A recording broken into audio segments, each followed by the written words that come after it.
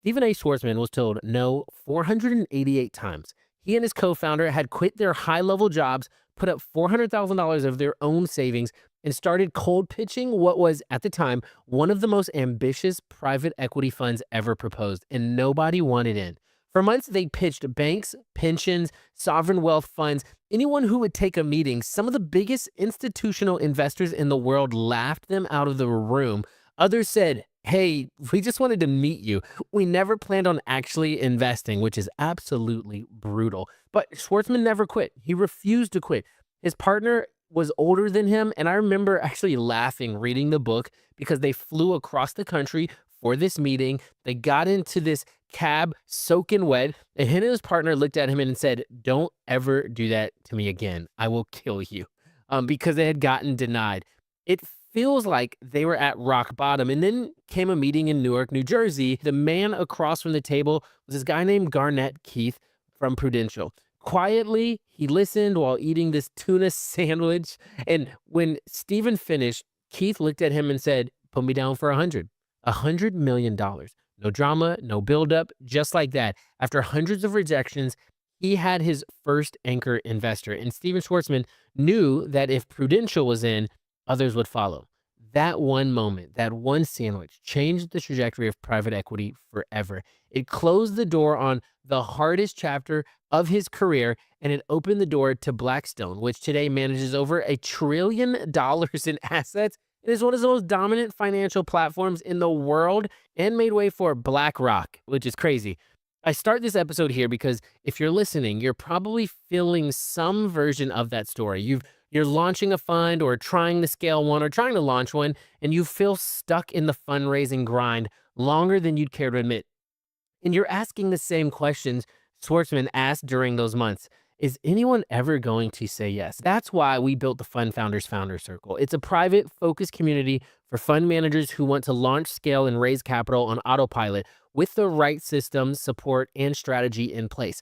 Inside the Founder Circle, you're going to get weekly coaching calls where we help you to navigate structuring compliance, LP conversations, and momentum building. We give you a powerful AI-powered CRM that follows up with investors like a pro while you focus on closing deals.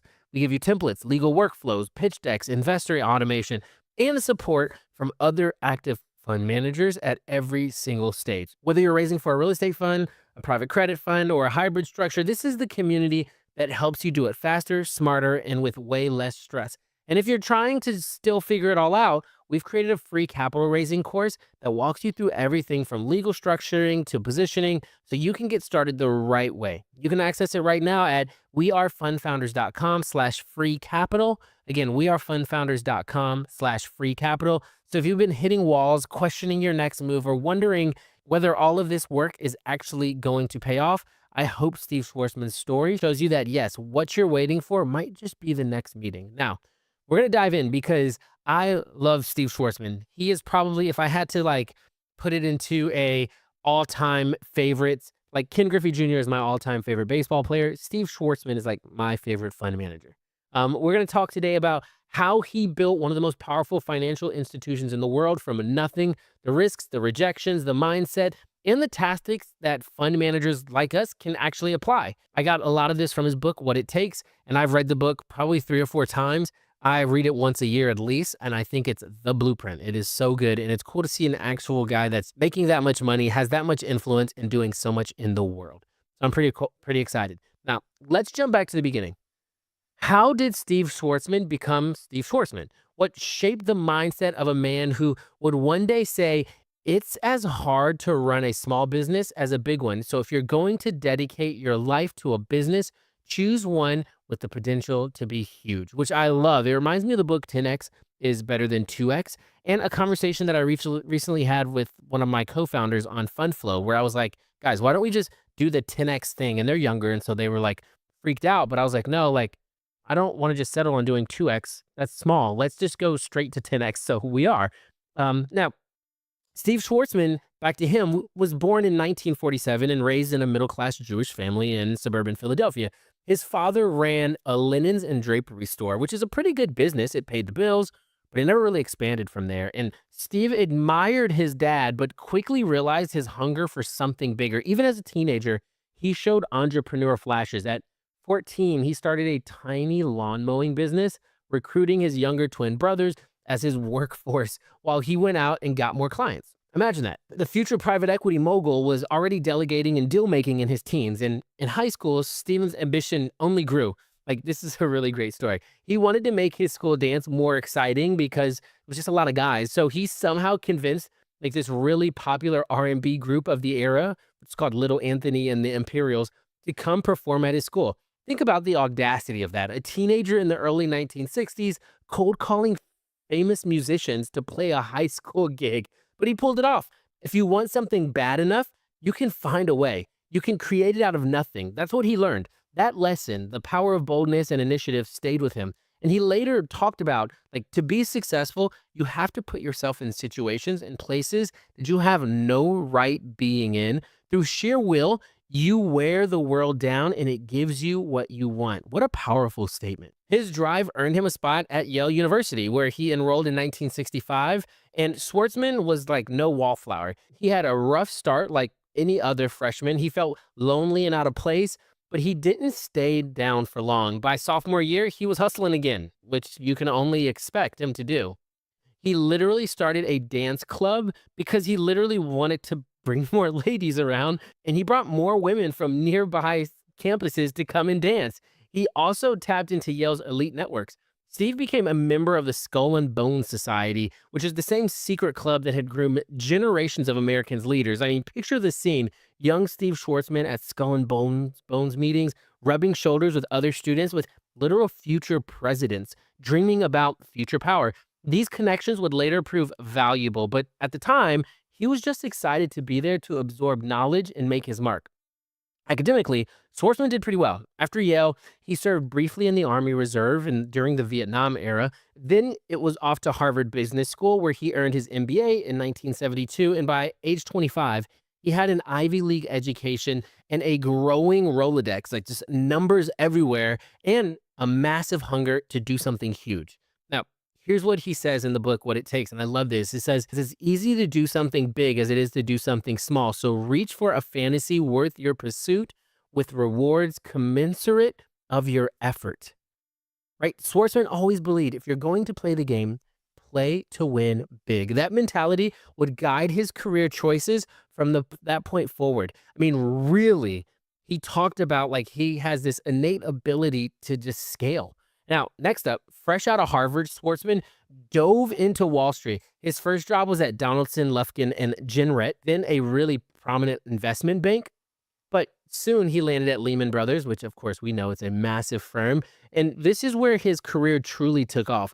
Schwartzman joined Lehman in the early 1970s and climbed the rates fast, like lightning speed fast. He became managing director by age 31, which is crazy for that age, and eventually the head of Lehman's global mergers and acquisition division.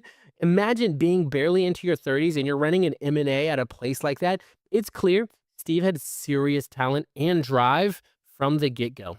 At Lehman, in the 1970s and early 80s, Schwartzman got a front row seat to the emerging world of mega deals. I mean, like high leverage buyouts.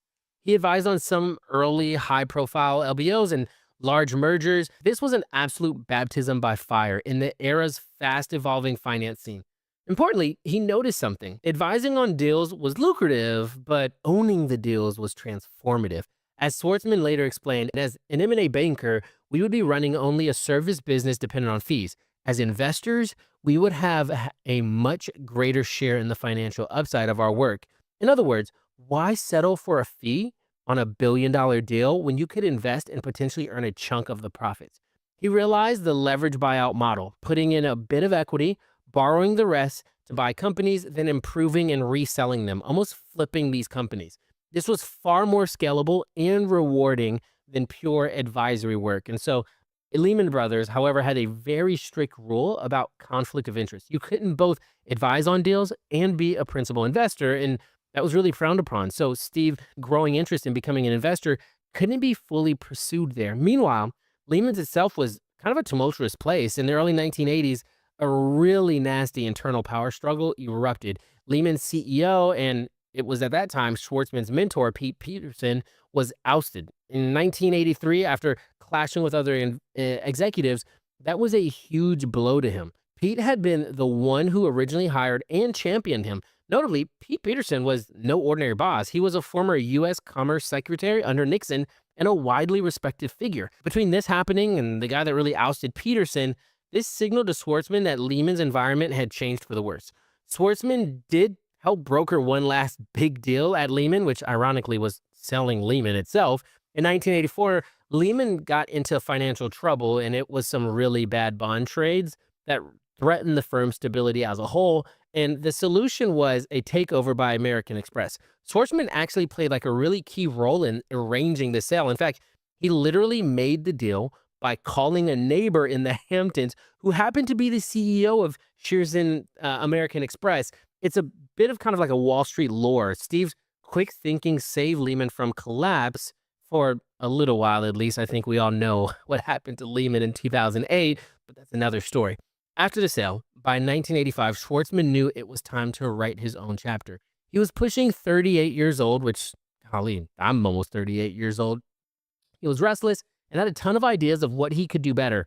And over a breakfast meeting, him and his mentor, Pete Peterson, who was recently fired, started brainstorming what to do next. They shared a vision: create a new kind of investment firm that combined the best of Wall Street advisory with the ability to invest in deals for themselves and their investors. In short, they wanted to found their own private equity firm, which this was actually before the term private equity was widely used. And so they decided they would do it their own way. And I want to pause and highlight something for fund managers listening.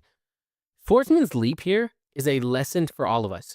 He left a prestigious position and a steady paycheck to start an independent firm with no guarantee of success. This is huge. This is like the key principle is don't be afraid to go from big platform to building your own platform if you see an opportunity. Schwarzman later said one of his rules is when you're young or kind of young in venture, only take a job that provides a steep learning curve and strong training. Don't just chase prestige. At Lehman, he had learned a ton, but to achieve more, he needed to strike out on his own. So in 1985, Steve Schwarzman and Pete Peterson quit Lehman Brothers and co-founded a new firm. They each put in $200K of their own savings, so $400,000 total seed capital, and this was a huge risk for both of them at the time. Pete was 59, an age where a lot of people think about retiring, not necessarily going and starting over. And Steve was in his late 30s, hungry, but unproven as an entrepreneur. They were a pretty unlikely duo in some respects. They were kind of a generation apart, but together they believed that they had the skill and information to make a private equity model work. And Schwarzman, the intense numbers-driven dealmaker, Peterson, the wise elder statesman with a Rolodex of CEOs in global context. They chose to name their firm after something that symbolized their partnership, Blackstone, which kind of combines their two names, Schwarz, which in German means black, and Petros, which is Peter, right? In Greek means stone. That's Blackstone. Literally, a fusion of Steve and Pete's identities was born. And fun fact later, Schwarzman joked that they had reversed the order. It would have been Schwartz Peters, which sounds awful, honestly. Blackstone is so much better. Good thing they went with Blackstone. So in 1985, Blackstone was just two guys and an assistant in a small Manhattan office. They had no assets under management, no track record as a firm, nothing but their reputations and ambitions. And he said, we thought $400,000 was a bunch of money. And we watched it like an hourglass. We lost half of it before we had our first dollar of revenue. And in other words, overhead and startup costs were eating away at their seed capital, and the clock was ticking from day one. But this is the birth of Blackstone. Blackstone opened its doors, focusing initially on advisory services, which is kind of like M&A advice, right? So to generate some of the income while they tried to get into the private equity space. Schwarzman and Peterson knew they eventually wanted to buy companies, but they needed capital, which is other people's money, to do that. So in those first months, they took on advisory assignments. They essentially acted as a boutique investment bank to keep the lights on, and they pinched pennies doing it. Schwarzman had said that he and Pete were extremely frugal. They knew that their $400,000 hourglass was running out. One of Blackstone's very first advisory deals is freaking awesome and one of my favorite stories in the book. And it's because on their very first day in their new office, they described this guy that came in as this motorcycle guy recommended to him by Steve's sister. It ended up being Sam Zell. the famous real estate investor, and I may do one on him next. His book, Am I Being Too Subtle, is really good. Sam Zell was already a big name. They called him the grave dancer of real estate. And he'd heard through the grapevine, actually Steve's sister who worked for Zell, that two smart guys from Lehman had started something really awesome. And Zell basically said, I'm interested in finance and maybe expanding my real estate moves. What can you guys teach me? Picture it. Blackstone hasn't even unpacked their boxes, and in walks a billionaire asking for guidance. I really love the humility. Like I really love that humility, and it speaks a lot to the type of guy that Sam Zell is. Crazy reading about what he's accomplished, but the type of person he is. That meeting led to a relationship that paid huge dividends 20 years later when Blackstone would buy Zell's company, and we'll get into that later. But more immediately, it signaled that Schwartzman and Peterson's reputation could draw in serious players even as a startup. It gave them a huge amount of confidence and probably some consulting fees, which they need. So, but still, those early days were far from glamorous. Steve and Pete were essentially cold calling for business. They sent letters, hundreds of letters to potential clients announcing Blackstone's services. They tapped their contacts. Some business trickled in, but at the end of the day, I remember reading that they just felt like, what the heck is going on? Nobody responded to them like they thought they would. But they hadn't yet proven why their firm should exist. As Peterson would say, we needed to build revenues before we could move into emerging LBO activity. By 1986, about a year in, they had saved up a bit for credibility and wanted to raise a private equity fund. This was the real test of their vision. Now, let's set the stage here. In the mid 1980s, private equity funds weren't common. A few pioneers like KKR had done deals, but institutional investors were not used to giving large sums to new managers to buy companies. Schwarzman and Peterson aimed to raise something unheard of for their first fund, $1 billion. That's insane. They ended up later trimming the goal down to 500 to 800 million, but it was still wildly ambitious. They prepared their offering memorandum and then they hit the road to pitch investors all over the world. And let me tell you, they got beat up. Schwartzman had been candid about this part. He said, our first 19 best prospects turned us down one after another. Then 488 potential investors turned us down. He said, think about that. Almost 500 meetings and no after no after no. He said that these were like some really crowning moments of embarrassment. We were on the road for a long time, and it was hard to be told no by a lot of our friends. It was humbling and horrible, as he put it. Even people who knew them well didn't hesitate to reject the pitches. That's crazy. At one point, they met with this really large corporation pension fund. The executive listened politely and then admitted, hey guys, we really only invited you guys because you guys are famous in this finance space and we wanted to meet you. Not because they actually intended to invest in them as a first-time fund. Pete Peterson walked out of that meeting steaming, fuming, mad. He turned to Schwartzman, and half jokingly looked at him and said, if you ever do that to me again, I'm going to kill you. The constant rejections was wearing on Peterson, who was 60 years old, and even unwavering Schwartzman started to feel like giving up. Now, here's where their partnership was vital. Peterson's patience and steady hand complemented Schwartzman's drive to never give up. Steve would get dejected and Pete would counsel him. He would say, when you believe in what you're doing, you have to keep moving forward even when the quest feels hopeless. Peterson had lived through adversity. He was a child of Greek immigrants who had self-made success, and he reminded Schwartzman that nothing worth doing is easy. Schwartzman actually talked about this, and he said that Pete was the one who picked him up during the darkest moments of his life. It's a beautiful example of the importance of co-founders supporting each other. For fund managers, the takeaway is simple. Raising capital is hard, even for great pedigrees, and having a partner who balances your emotional highs and lows is invaluable. Finally, after 6 months of fruitless pitching, they got to the end of their investor list. They had a couple of conditional pledges and soft commitments like MetLife, who said, hey, we'll put 50 million in, but only if Blackstone first raises at least 10 times that from others. In other words, come back when you have 500 million and we'll talk. A lot of people don't want to over leverage and have the majority of the money in the fund. It was basically an empty commitment unless they could get momentum elsewhere. They were really feeling the pressure. And then came the fateful lunch at Prudential in Newark that we opened the episode with. Prudential was the gold standard, one of the biggest institutional investors in buyouts at the time. Schwartzman and Peterson had deliberately scheduled their Prudential meeting towards the end of their fundraising tour so that they'd be fully polished on their pitch. Steve did this presentation while Vice Chairman Garnett Keith quietly ate his diagonally cut sandwich, not interrupting at all. And when Steve finished, Keith casually said, that's interesting. Put me down for 100. Schwarzman was kind of stunned. He was like, what? It was so sudden and so casual. It was funny because he said, there was nothing legal I wouldn't have done for that $100 million. And in his mind, he was thinking, please don't choke on that last bit of the sandwich and die so I can get this money. Because with that one line, Blackstone's fund went from a pipe dream to reality. If Prudential thought it was a good idea to invest with us, others would follow. He knew.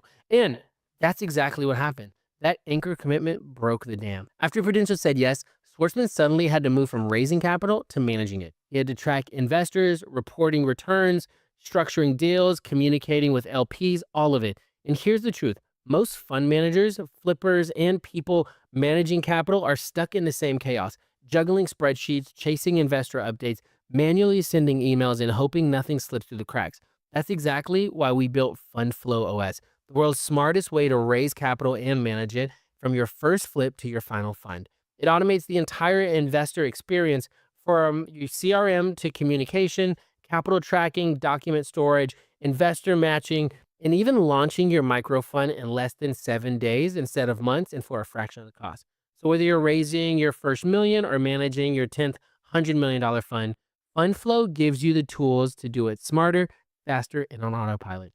Inside, you can track every investor relationship and commitment, automate email follow-ups and updates, manage distributions, payments, and compliance reporting, and it's all integrated deeply with AI to be way smarter than you ever could. It's basically what every capital raiser wishes their backend looked like.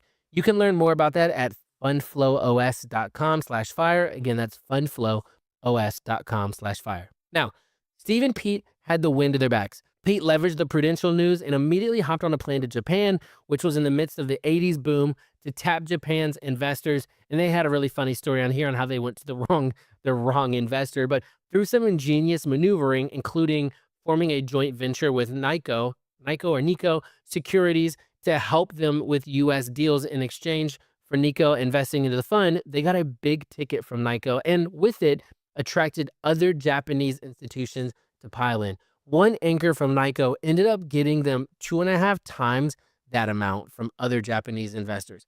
So back in the States, they also secured commitments from General Electric's pension fund, which helped flush out remaining U.S. investors who were on the fence. All told, Schwarzman and Peterson met with 488 potential investors, and 33 of them said yes.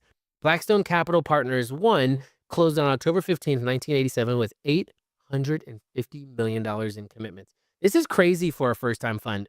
Insane, especially for that era. And then they were one of the largest first funds ever raised to that point. What's even crazier, as Schwarzman will put it, they came within a whisker of failure, but managed to succeed just in time. Now, I'm not even kidding, because the very next day that they finished the paperwork and the last wire came in, it was October 19th, 1987. The stock market crashed 22% in one day, which is insane. Had they still been fundraising during Black Monday, most of these investors would definitely have gotten cold feet and pulled out. He said if we had not closed the fund, investors would have withdrawn support, and it was either good luck or good timing, he said. Either way, Blackstone now had its war chest.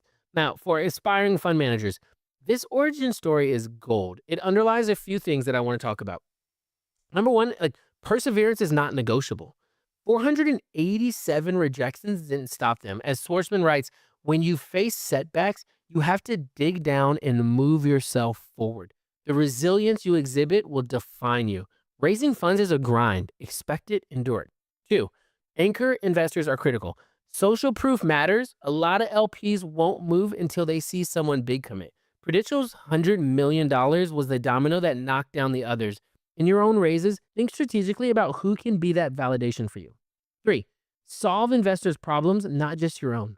Schwarzman's ability to offer Nikko a solution, which was a JV to help their business in exchange for their money, was brilliant. He said, people in a tough spot often focus on their own problems when the answer usually lies in fixing someone else's. By addressing Nikko's needs, he got what he needed: This is such a savvy insight for fundraisers. Sometimes you have to sweeten the deal or align with an LP strategic goals to make it happen. 5, luck and timing play a huge role. Schwartzman humbly acknowledges luck in hitting the 87 window. The key is to be prepared and then capitalize when luck breaks your way. Yeah, I think even like I like to say, luck is when preparation and opportunity meet. That's what luck actually is. You've worked hard. Now the opportunity um, presents itself, and now you've got luck because you can make it happen. Now, with Fund One closed, Schwartzman could finally do what he set out to do, which is invest in companies as a principal. The pressure now shifted from raising money to putting that money to work. Now, sitting on $850 million, Blackstone wasted no time on hunting for deals.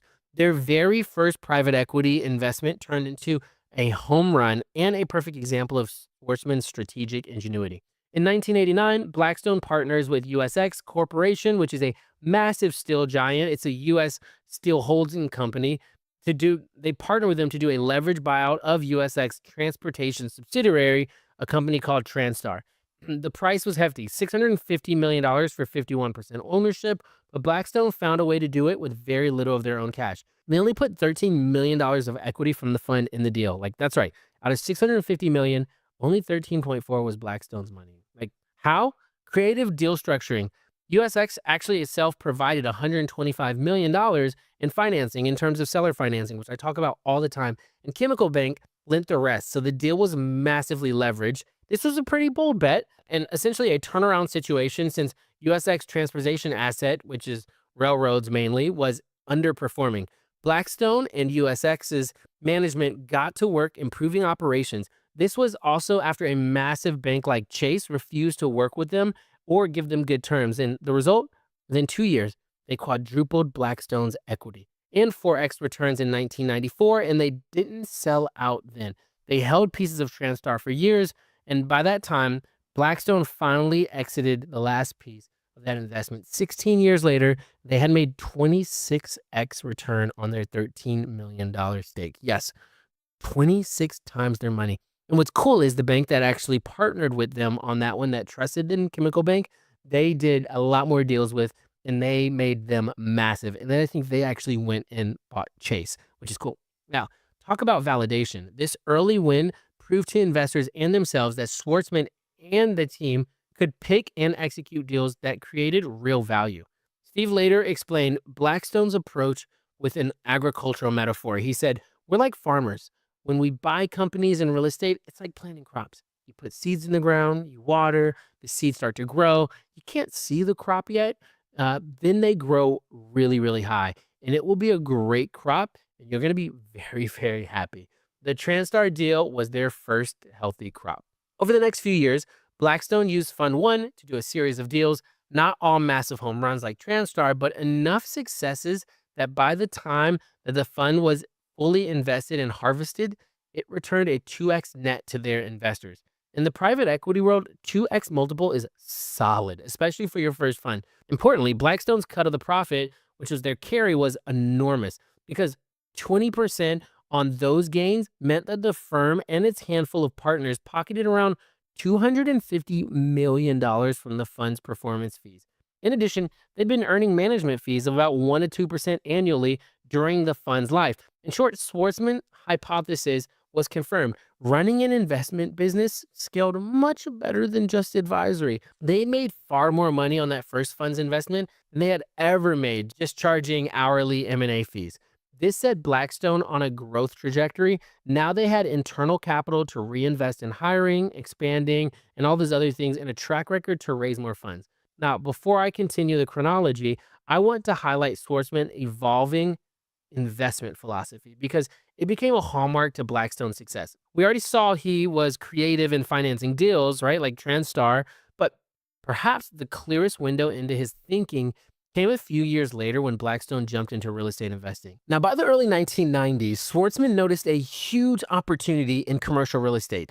The US was going through a real estate recession, banks were selling off distressed properties, and values were low.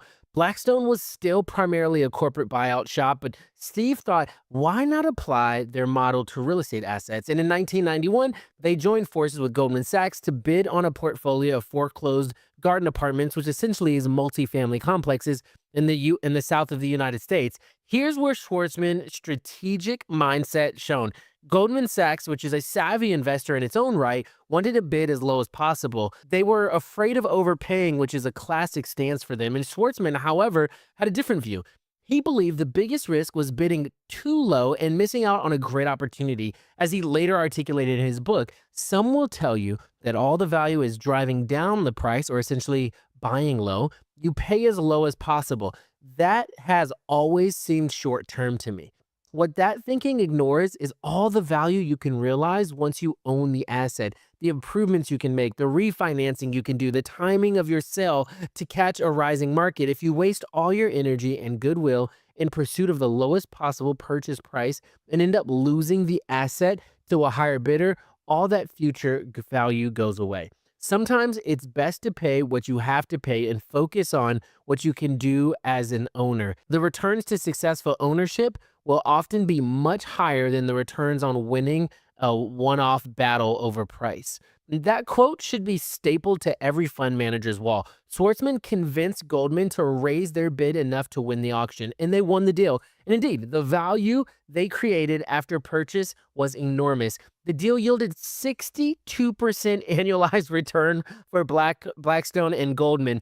62%. It hammered home Schwartzman's philosophy that what you do after acquisitions matters more than nickel and diming to get the cheapest price. This experience stuck with Schwartzman and affected his investment philosophy across all asset classes going forward. Off the success of that and a few other early property deals, Blackstone formally launched a real estate investment firm. In 1994, they raised their first standalone real estate fund, Blackstone Real Estate Partners 1. The fund performed phenomenally, about 2.5 to 3x gross returns, setting Blackstone up to become eventually the largest owner of commercial real estate in the world. And one of their key hires during that expansion was a really young guy named Jonathan Gray. And John Gray joined Blackstone like fresh out of college in 1992 as an analyst. He was just 22 years old. He started in the corporate private equity side, but Schwartzman moved him to more of the real estate group in 1995. Gray proved to be a prodigy, and within a decade, he was running Blackstone's real estate business. Gray had two big insights that drove Blackstone's dominance in real estate. One, embrace new financial tools. He was quick to use the new commercial mortgage-backed securities market in the 1990s to finance bigger deals. This allowed Blackstone to pursue much larger property acquisitions than their equity alone would allow by tapping into debt markets in really innovative ways. And second, exploit the sum of parts. Gray noticed that many publicly traded companies owned real estate assets undervalued by the stock market, and if Blackstone could buy entire real estate portfolios or companies and then sell the asset individually, then they could arbitrage that difference, buy low as a bulk, sell higher in pieces. These ideas fueled some of Blackstone's legendary real estate plays. The most dramatic example came in February 2007, and this is like one of my favorite stories. When Blackstone, led by Gray, under Schwartzman's blessing, acquired Sam Zell's Equity Office Properties, or EOP, for $39 billion. And this story is incredible. They wanted to buy the whole portfolio and then sell it really quickly. It was insane. I mean, you remember Sam Zell from earlier. We talked about the gritty real estate mogul who visited Blackstone on day one. Decades later, Blackstone was buying his company in what was the largest real estate deal in history. EOP was a giant portfolio of office buildings. It was 6 or 7 times larger than any real estate deal Blackstone had done before, which is crazy because they'd done some pretty big ones. People thought they were nuts, paying top dollar at the peak of the market for a bunch of office towers and taking on a mountain of debt to do it. But here's the brilliance. Here's what I absolutely love about Stephen, what he did in this. Blackstone immediately started selling off chunks of EOP's portfolio. I mean, literally within 2 days of closing. So they closed. 2 days later, they sold almost half of the assets to other investors, recouping $20 billion in 2 days. And within 2 months, they sold $30 billion worth, the majority of the properties, by quickly flipping all of these buildings to eager buyers, some of whom were their rivals that were caught short in the bidding war. Blackstone reduced its risk massively. And in the end, EOP turned into a very successful deal for them. They didn't hold those offices long enough to get crushed by the 2008 recession the next year. And the pieces they kept or sold later did just fine. And this is crazy because it showed the scale and agility Blackstone had achieved. I mean, just how ballsy, honestly, Steve Schwarzman was to pull this off. From a fund management perspective, the EOP story shows crazy boldness and timing. Blackstone had raised a $5.5 billion real estate fund in 2005, had a proven team, and then the mega deal opportunity came. They swung for the fences. They also expertly managed downside by selling assets quickly. It's a case study in using scale as a strategic advantage. Schwarzman often says, scale is our niche. They can do deals so large, few others can compete. And that in itself becomes a moat for Blackstone.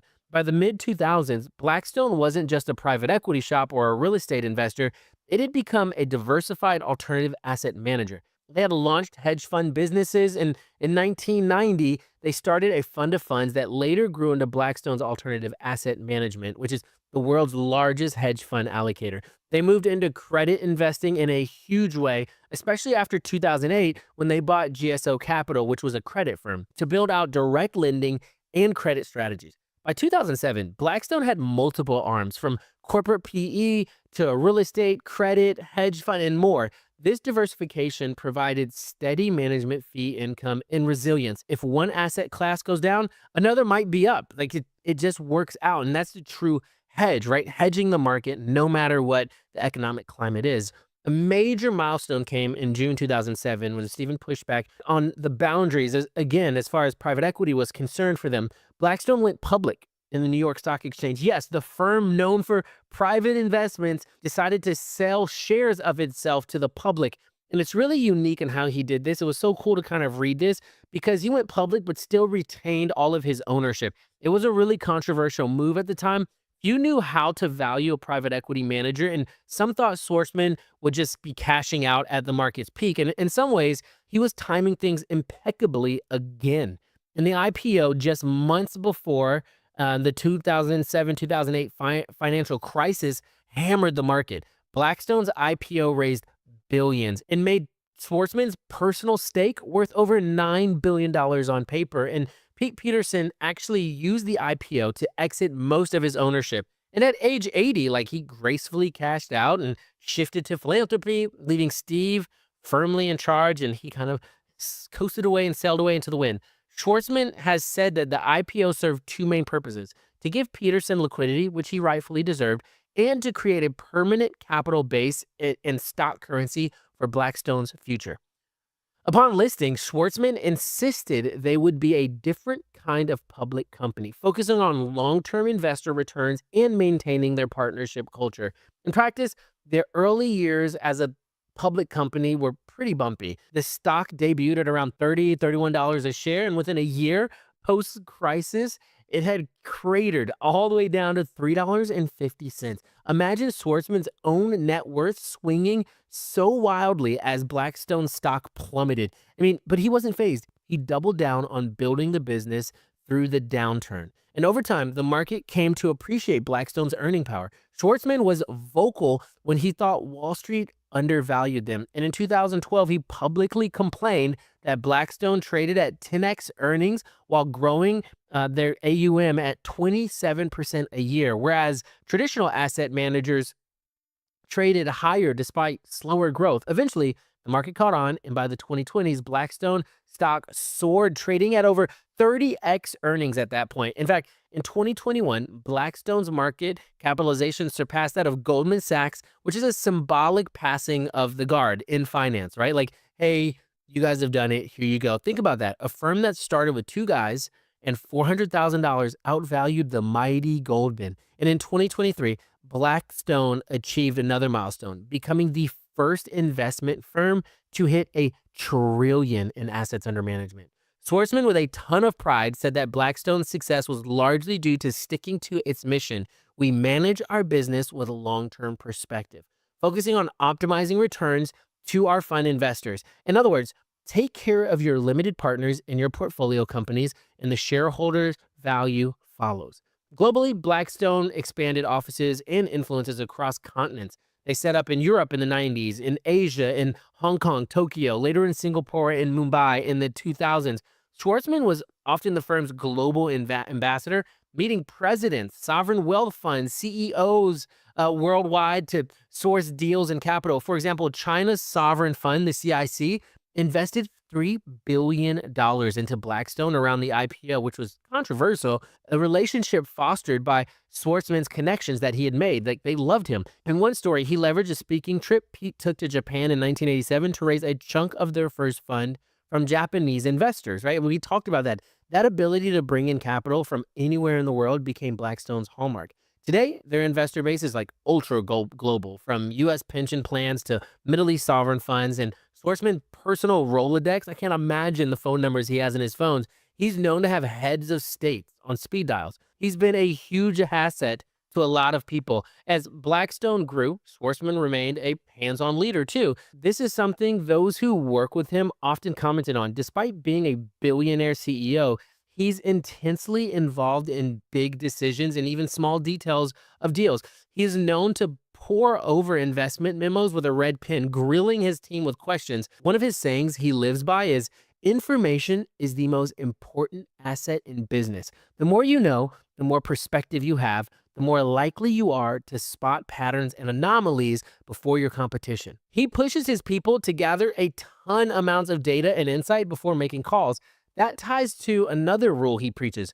No one person, however smart, can solve every problem, but an army of smart people talking openly with one another will. I mean, he really fostered a culture at Blackstone where teams debate investments rigorously. Schwartzman himself would often play devil's advocate, probing for weaknesses in a plan.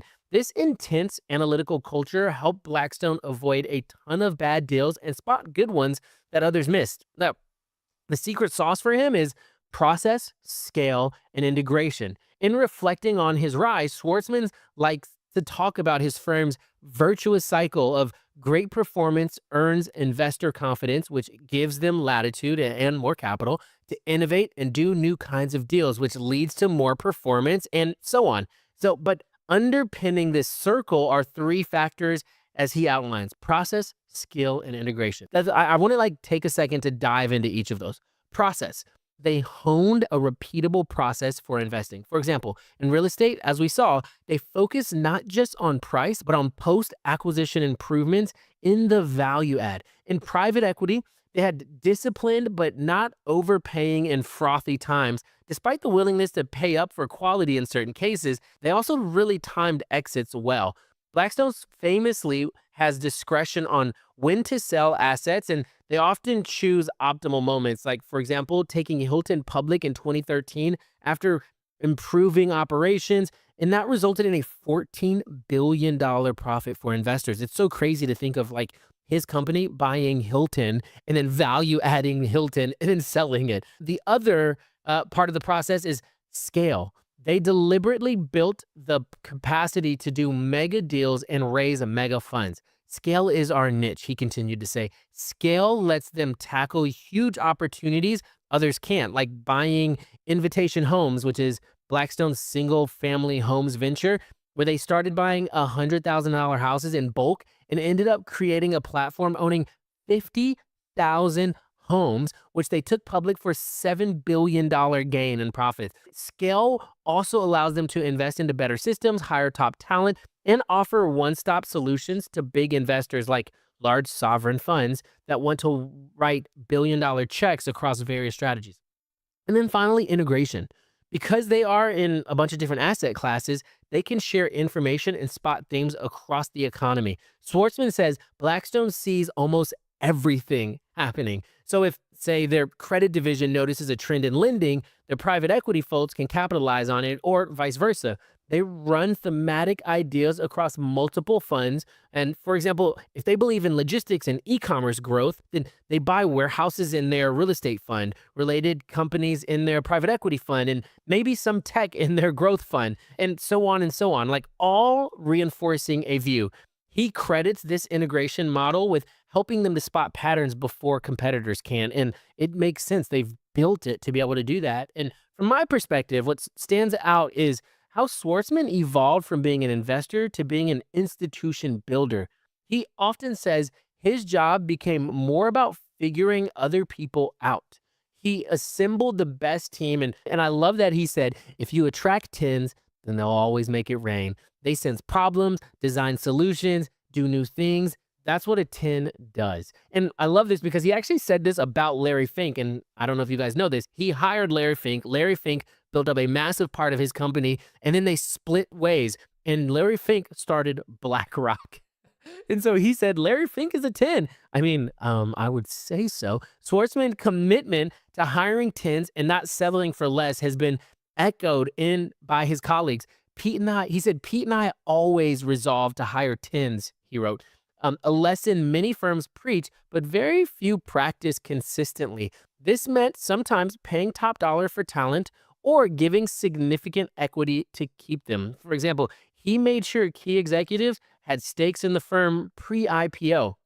The result is a deep bench of people, not just John Gray, but people like Tony James, who served as Blackstone's president for years after he left, Joan Solator, who's the head of private wealth solutions, and a lot of other people who could run independent businesses on their own, but choose to build under Blackstone's umbrella because he gave so much to them. By the late 2010s, Schwartzman began to groom John Gray as a successor. And in 2018, Gray was named COO and president, essentially the heir apparent to run the show. Now, Schwartzman's in his late 70s, but he's often said he's not slowing down. And as a side note, his personal routine is kind of legendary. He reportedly works out every single morning for an hour, keeps an intense travel schedule, and remains deeply engaged in deals. Clearly, the man loves the game, which you have to. But no colossal success like this comes without criticism.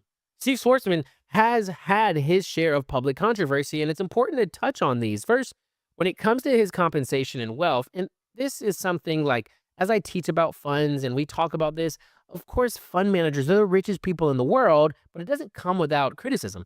Schwartzman's personal earnings have been eye-popping. He constantly is one of the highest paid executives in the world. For example, in 2020, which is 5 years ago, he took home over $610 million in dividends in pay.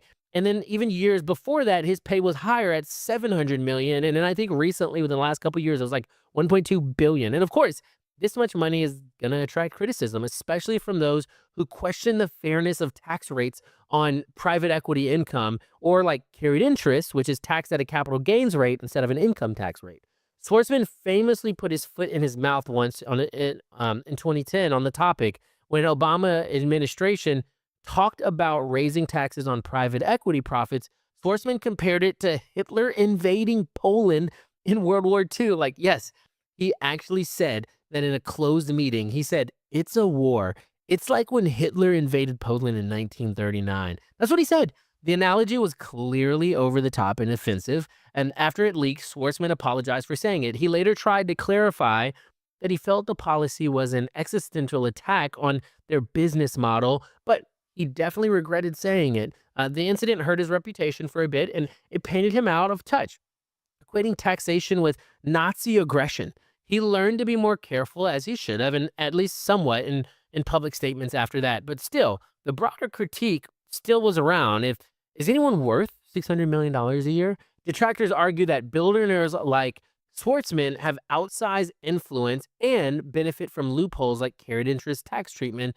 And on the other hand, though, and this is where I believe it, Blackstone's investors, pensions, endowments, all these people have gained tens of billions of dollars thanks to his firm. So if he takes a slice of a very large pie he helped to bake, it's justified. He built it to do that. Schwartzman himself has pointed out that much of his pay comes from stock ownership. He owns around 20% of Blackstone. So as the company does well, he does well. He's got the skin in the game to do it. And as a fund manager, I see this alignment. He's incentivized to make Blackstone thrive, just as we align GP/LP interests in our funds.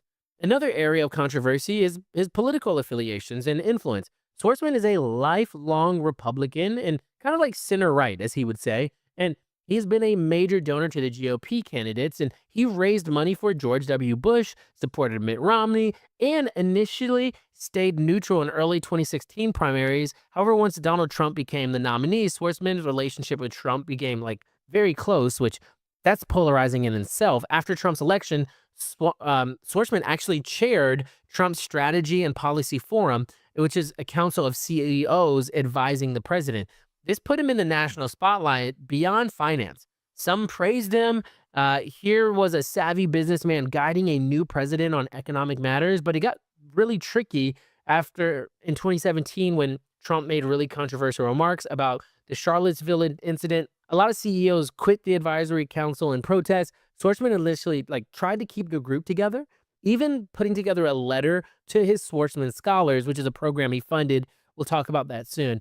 Defending the idea of staying engaged, having influence, and providing sound advice is a good thing, he said, even if it attracts criticism or requires some sacrifice. That's what he said.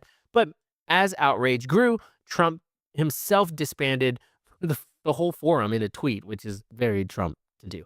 Schwarzman later said he received hundreds of angry emails accusing him of enabling Trump by staying on initially. It was a bruise for his look. He's a man who values his reputation, and suddenly protesters were calling him a Nazi sympathizer, which is wildly unfair given his background. And that's how heated things got, though. And by 2020, Schwarzman was still generally supportive of Trump's economic policies, really donating heavily to the campaign and the GOP causes. He donated over $30 million in that 2020 cycle. However, when Trump refused to concede the election in November 2020, when the results became clear, Schwarzman publicly acknowledged Biden's win, saying the outcome is very certain today and the country should move on.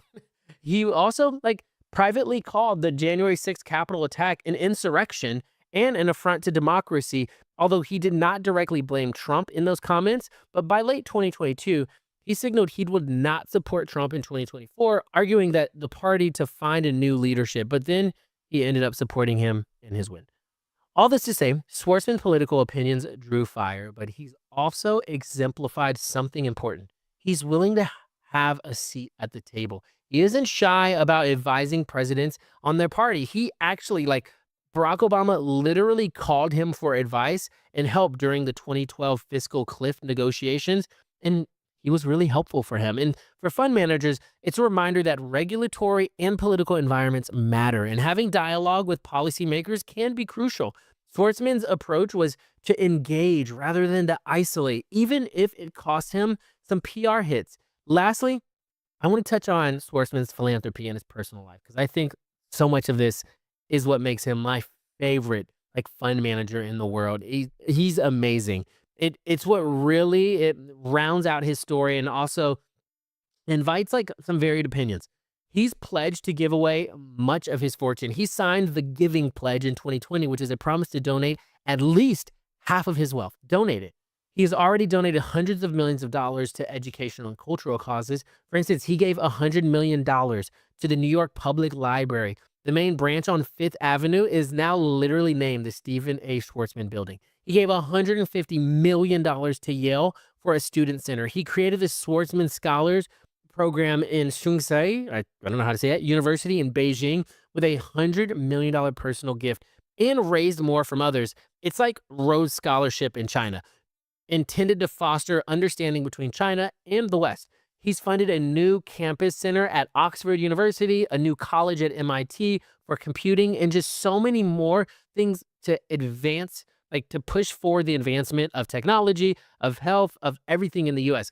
These acts have largely been praised. Even critics say, hey, he's at least putting his wealth to good use. But, some skeptics are just oh, it's just he's reputation laundering. He just wants to put his name on everything and stroke his ego. You're dang right. I would too. Especially if I had the money to be able to help and put my name on things. Duh. Others, especially certain political activists, have targeted Blackstone as for other reasons, like rental housing issues where Blackstone subsidiaries was accused of being too aggressive with rents. Schwarzman's stance on some policies like opposing rent control in residential real estate also got some negative press in local contexts.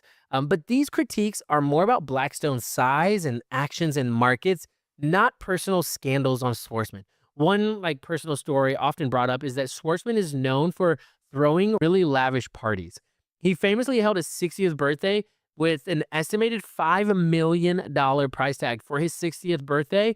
I remember he had like, I didn't, remember because I didn't go, but I read it and he had like his favorite artist playing everything, like invited amazing people. And his 70th birthday, that was even more extravagant, complete with live camels, acrobats, celebrity performance at his estate. This kind of like opulence sometimes rubs people the wrong way in an age of inequality, but in the finance community, it's almost become part of his larger than life legend and folklore. And in his memoir, he jokes about these parties. He's aware they sound crazy, but he enjoys celebrating in grand style. And hey, if he can afford it, just do it, man. You do you. You've earned that. So, but through these controversies, Schwartzman has largely been unapologetic about his success and influence. He'll say, I earned my money by making others a lot of money, which is true, very true. And indeed, if you ask the retirees whose pension grew because they invested in Blackstone's funds, they're probably glad Steve is Steve and exactly who he says he is. And for us as fund managers, I think the balanced view is Schwartzman operates at a scale where business, government, and society interacts, so criticism is inevitable. What's useful for us is to study how he responds. He usually responds with data and results, pointing to positive outcomes of Blackstone's investments or adjusting strategy if needed. And occasionally he messes up, right? And like his Hitler analogy apology, he doesn't shrink from the arena and showing up and being him. Now, as we come to wrap up Schwartzman's story, I want to reflect on a few key takeaways for aspiring fund managers and entrepreneurs because ultimately, that's why we study someone like Steve Schwartzman, not to idolize him, but to learn from his experience. So, number one, think big. From day one, Schwartzman's motto and mantra was that it's just as hard to do something small as something big. So you might as well aim high. When he started Blackstone, raising $1 billion fund with no track record was considered insane. But that big goal forced him to level up in every way, from his team to his strategy to networking to achieve it. For your own fund or startup, ask, am I setting my sights high enough? Don't sell yourself short. As Schwartzman says, if you're going to dedicate your life to a business, choose one with the potential to be huge. This doesn't mean being reckless. It means choosing a vision that's worth the blood, sweat, and tears. Number two, resilience in the face of no. The 488 rejections speak louder than any success. I personally remind myself of this when I'm in tough capital raise or a deal isn't coming together. Schwartzman was already a somebody when he got those no's, and it still happened. The difference is he didn't internalize rejection as failure. He saw it as feedback and a part of the process. As he wrote, the setbacks seemed endless, but when you believe in what you're doing, you keep moving forward even when it feels hopeless. For fund managers, grit is non-negotiable. You will hear no a lot. You must adapt, refine your pitch, and sometimes just outlast the skepticism until you get the breakthrough yes. Number three, the power of strategic partnerships. Schwartzman's partnership with Pete Peterson was magical. Two individuals with complementary strengths, a shared vision, and deep trust.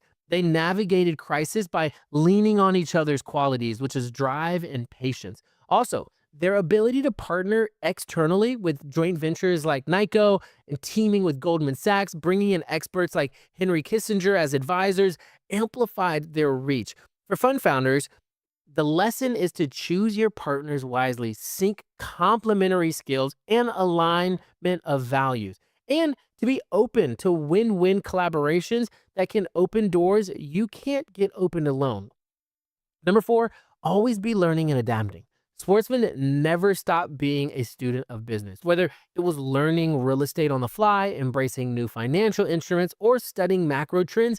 He embodies the idea that the best executives are made, not born. They never stop learning. In one interview, he said he reads constantly and tries to meet people who can teach him something new. He also wasn't afraid to pivot Blackstone's strategy when needed. For example, after 2008, pushing into credit and hedging strategies to capitalize on banks pulling back.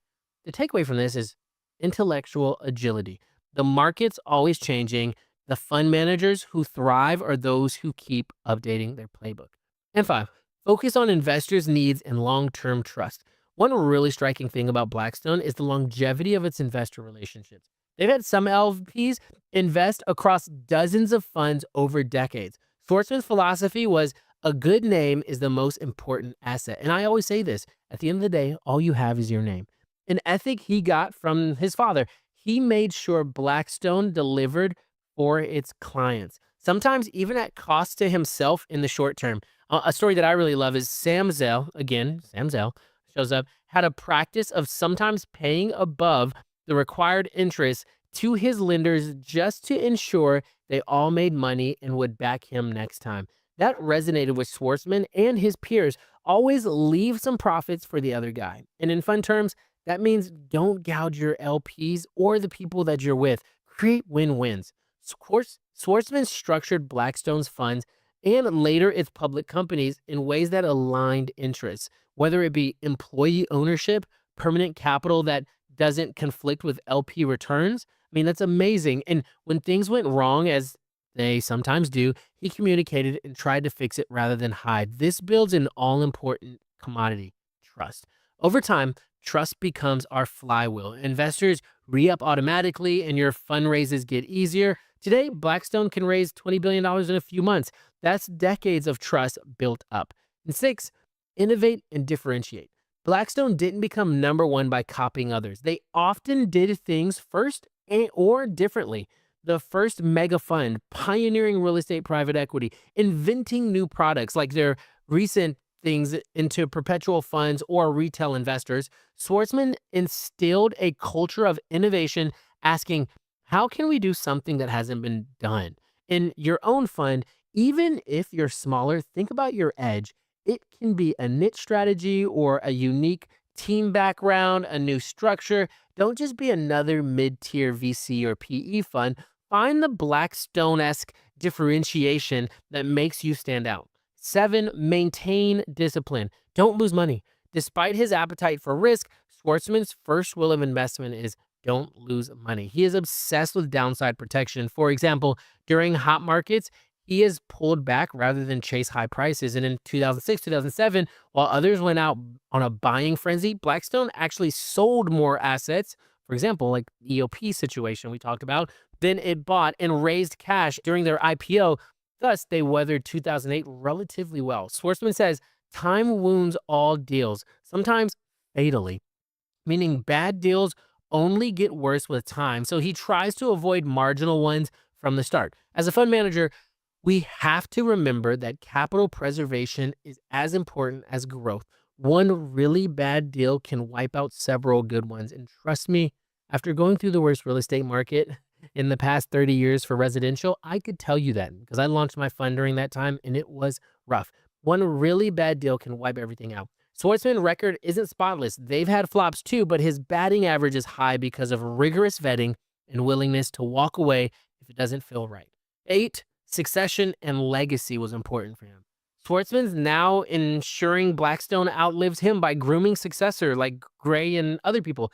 He's institutionalized the firm. It no longer relies on one man's aura. For our own firms, even if we have much smaller ones, think about building institutional resilience, processes, culture, next generation of leaders.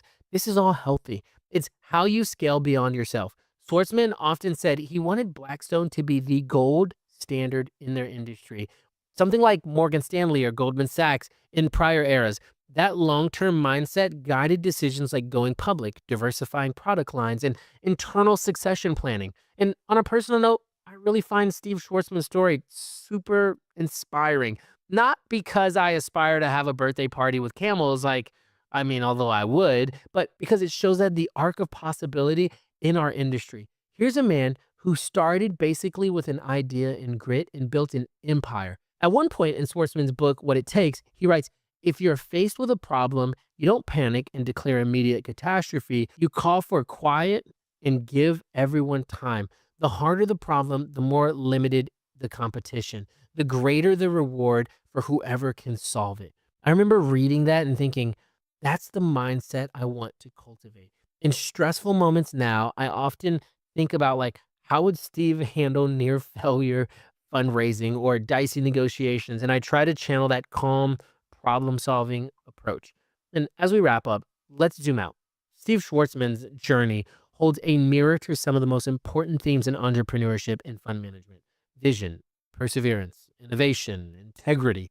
He showed that enormous institutions can be built from scratch in a relatively short time with the right strategy and the right people. Blackstone went from a two-man shop to a $1 trillion powerhouse in roughly 35 years. Today, Blackstone owns hundreds of companies and properties, from the Hilton hotels to Ancestry.com to vast logistics centers, and employs over 500,000 people across its portfolio. Schwartzman himself, as of 2025, is worth over $40 billion and has become a major philanthropist and public figure. But what I love is you can still relate to the young Steve in those early chapters. The kid who hustled to book a band for a dance, and the analyst who outworked everyone to get the deal done, the fundraiser sweating through dozens of rejections, hundreds of rejections. In many ways, he's a pure entrepreneur. His product just happened to be high finance. For fund managers listening, there's a direct line from Schwartzman's experience to your own. Maybe you're raising your first fund or a next fund that feels as hard as a first. Maybe you're struggling with a key hire or debating how to differentiate your strategy. Maybe you're dealing with macro headwinds and wonder if you should pivot or stay the course. In Schwartzman's story, remember this: aim big, be resilient, learn constantly, align with your partners and investors, and don't be afraid to innovate. Importantly, play the long game. Schwartzman often says he's playing for decades in the future. That perspective will help you ride out the ups and downs. And I'll leave you with one final thought that encapsulates Schwartzman's ethos. In his 25 rules for work and life, Rule 25 is: everyone has a dream. Do what you can to help others achieve theirs. I found that profound because from a hard charging guy like him, it reminds us that leadership at its core is service. Schwarzman achieved his own dreams by assembling a team and a group of investors and essentially helping them achieve their goals, whether it was a pension fund meeting its obligations, or an employee becoming a leader, or a business he bought reaching new heights. In doing so, his dream materialized beyond what he could have done alone. Schwartzman titled his memoir What It Takes. And after this journey, if we ask, what the heck does it take? The answer might be: it takes vision bold enough to be laughed at, determination strong enough to overcome failure, integrity firm enough to build trust, and heart generous enough to bring others along for the ride. Thank you guys for listening to this in-depth look into Steve Schwartzman's life and career. If you enjoyed this, please check out some of the other episodes I've done. I did one on Ray Dalio, and there's going to be more to come where I dive into the stories of industry titans, pioneers, and extract lessons for our own journey. If you enjoyed this, share this with someone else that needs to hear it, and leave a review, because that would be awesome. Until the next time, to great success and greater impact. Peace.